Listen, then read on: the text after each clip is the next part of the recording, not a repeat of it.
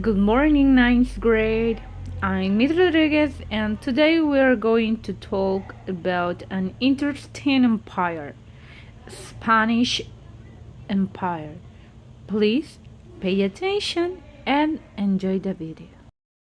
Hi, I'm John Green. This is Crash Course World History, and today we're going to talk about the entire fracking globe over the course of several centuries. So let's get right to it. Mr. Green, fracking? You don't know about Battlestar Galactica yet, me from the past? Oh man, there are so many great things in your future. Today I'm going to try to show you how tiny Spain's influence spread around the world and shaped the lives of almost every human on the planet, generally in negative ways. I know, everything is such a bummer on Crash Course recently. It's the 16th century. People are getting richer, they're living more connected lives, and all I can do is whine about how much better the old days were. What am I, your grandpa? Let's get festive. Woo!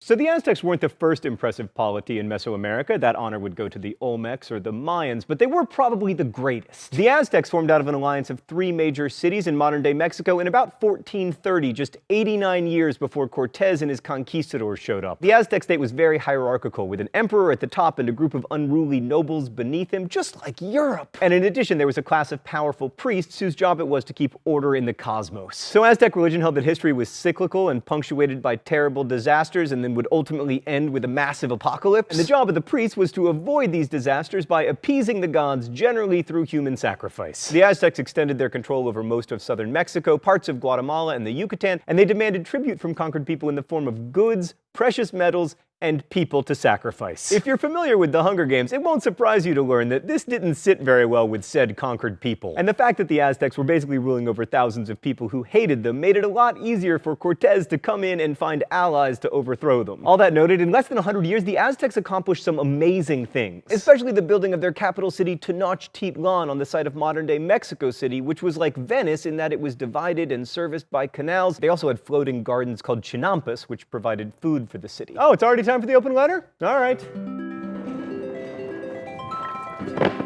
An open letter to human sacrifice. But first, let's see what's in the secret compartment today. Oh, nice! Come on, be a mushroom, be a mushroom, be a... Oh, Dear human sacrifice, look, I'm not going to defend you. But if you really believe that the world is going to end if the gods are not appeased, then human sacrifice kind of makes sense. And as evidence for this, let me submit to you that we engage in human sacrifice all the time. Remember the movie The Dirty Dozen? No? Because you're too young? That makes me hate myself. Anyway, it was all about glorious sacrifice, and now sometimes a few have to die in order for many to live. Did you at least see that Meteor movie that Ben Affleck was in? What was that called, Stan? Asteroid. Asteroid. Armageddon. Armageddon. Armageddon. Right, like that. Human sacrifice. Best wishes, John Green. All right, now let's head south to the Inca civilization, which was older than the Aztecs and in some ways even more impressive. Founded in the 13th century, the Inca Empire ruled between 4 and 6 million people by the time the Spanish showed up in 1532. Trade and a very effective administrative structure held the empire together, which was even more impressive when you consider all the roads and temples that were built atop mountains with nothing to haul things up those mountains except for llamas and people. The Inca had no written language, but they were able to keep records with knotted strings called quipus, and they were really good at integrating conquered people into the empire, mandating that people learn the Incan language, and vitally, they ordered every male peasant under Inca control to do unpaid work for the Inca government for a specified period of time each year. This system, which the Inca called mita, allowed them to build all those roads and temples. The Spanish would later adopt this system and the hierarchical system with the emperor at the top, except they would make it all, much suckier. And yes, that is a technical historian term. So the Spanish arrived in Mexico in 1519 and in Peru in 1532, benefiting in both cases from total chaos due to disease, and after conquering the Inca and the Aztecs, they created an empire with 2 administrative divisions. The Viceroyalty of New Spain, founded in 1521, and the Viceroyalty of Peru, founded in 1542. In some ways, the Aztec and Inca empires were perfect for Spanish conquest. Their administrative structures were similar, there was a similar link between secular and religious power, albeit different religions, all of which made it relatively easy for the Spanish crown to step into the void left by those 2 great empires and send their own administrators to run the place. While most of the Spanish aristocrats who came over ran large agricultural operations, populations, you don't see a lot of movies called like Indiana Jones and the Search for a Nice Farm in the Countryside. The real glory for conquistadors was gold. Initially, they found some both in the Caribbean and in Mexico, but never enough to get like super rich. Fortunately, or as I will argue, unfortunately, they did find a mountain made of silver. So the Spanish adopted the mita, which the Incas had used to build roads and public buildings, to mine and process that silver. So 1/7 of the adult male Indian population from each district was required to work in the silver mines for a year, being paid only subsistence wages. Now you might wonder why the Spanish didn't purchase African slaves to work in the mines. They did in Mexico, but in South America it was cheaper to use indigenous labor. Purchasing slaves was inefficient because 1, they didn't have experience working at high altitudes, and 2, mine work was super deadly. Mercury, which can be used to refine silver ore, was found at the mountain of Huancavelica, and mercury poisoning among miners was so common that parents would often maim their children to keep them from having to work in the mines. You can see why I'm struggling to be festive. Let's go to the thought bubble.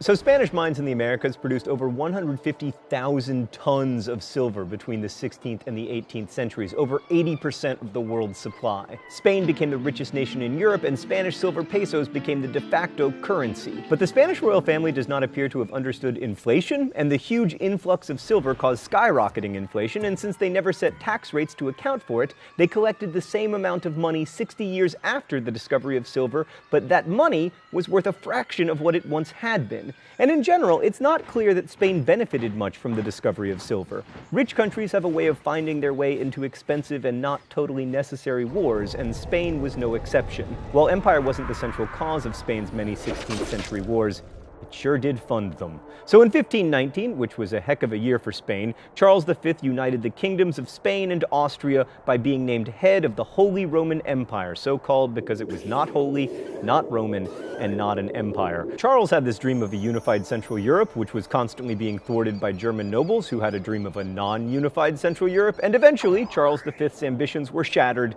and he gave the Austrian half of his kingdom to his son Ferdinand, and gave Spain, with the American stuff, to Philip in 1556. Thanks, Thought Bubble. So Philip II didn't only inherit all of Spain's holdings in the Americas and in Europe and in the Philip not a coincidence-ines, he also inherited a rebellion in the Netherlands because the Dutch were like, we're gonna be Protestant. Also, you guys know nothing about economics, which incidentally the Dutch are still saying to the Spanish. And then the English sided with the Dutch, and there was a war featuring a disastrous invasion of England called the Spanish Armada in 1588. England's success against the Spanish, even though it can largely be chalked up to weather, was credited to Queen Elizabeth I. That led to a period of wealth and national pride, which meant that people had both the money and the desire to see, I don't know, plays about old English kings named Richard. And that, my friends, is how the discovery of silver in Bolivia contributed to the genius of William Shakespeare. Anyway, American silver didn't cause these wars any more than it wrote Hamlet, but the new wealth made both more possible. Knowing that they had this enormous silver war chest at their disposal made them much more inclined to build all those ships that got sunk in 1588. And soon enough, even a mountain of silver couldn't pay for all their warring, and the Spanish crown had to borrow money, which they couldn't pay back, so they defaulted on their debts several times in the 17th century. Yay, silver! So most of the silver mined in the Americas went to Europe, but at least a third of it went to China, either directly on Spanish galleons or indirectly through the purchase of Chinese goods. China had encountered inflation of its own after printing the world's first paper money in the 12th century, so they switched back to coins. Initially, Chinese coins were made out of copper or bronze, but their economy was so big, they were the leading producer of consumer goods until the 19th century, that they ran out. So they went to silver. Now, China didn't have a lot of silver itself, but Japan did, so they traded manufactured goods for it, but soon even that wasn't enough. This was mostly because in the 16th century, China changed its tax structure. Taxes, man, they're at the center of human history. In the early part of the Ming Dynasty, Chinese farmers paid their taxes in goods, mainly grain and labor. But as more silver entered the economy, the Ming government changed its policy and required taxes to be paid in silver. This meant that almost everyone in China had to produce something that could be sold for silver, which usually meant silk. In fact, the Ming government often required people to make silk. That glut of silk inevitably led to a price drop, which hurt the Chinese economy, but not nearly as much as it hurt the Spanish economy, where almost every silk producer was put out of business. So much for the idea that global outsourcing is a new problem. You'd think that all this silver would make the Chinese incredibly rich, just like the Spanish, right? Well, yes, just like the Spanish, in that they got rich, but they didn't stay rich. The Ming government also failed to peg taxes to inflation and spent too much on defense, notably the Great Wall. And by the 17th century, the Ming were overthrown by the Fu Manchus. Oh, it's just the Manchus? Ugh, history always disappointing. As the historian Dennis Flynn put it, a significant hunk of the GDP of China, then the world's biggest economy, was surrendered in order to secure a white metal that was produced mostly in Spanish America and Japan. Think about what else those resources could have been used for. The Spanish Empire's silver trade was the first truly global market. Even India was involved, but we're really out of time. And its consequences were dire, even if it did make some people rich. Both Spain and China experienced inflation that weakened their governments. The environment suffered. The search for precious metals led the Spanish to find and eventually destroy two of the world's great empires, the Aztecs and the Inca, and many thousands were killed mining silver and the mercury used to refine it. But before you say it wasn't worth it, remember that this process led to the life that you have today, one where I can teach you history through the magic of the internet. Worth the sacrifices, human and otherwise? I don't know, you tell me. Thanks for watching. See you next week.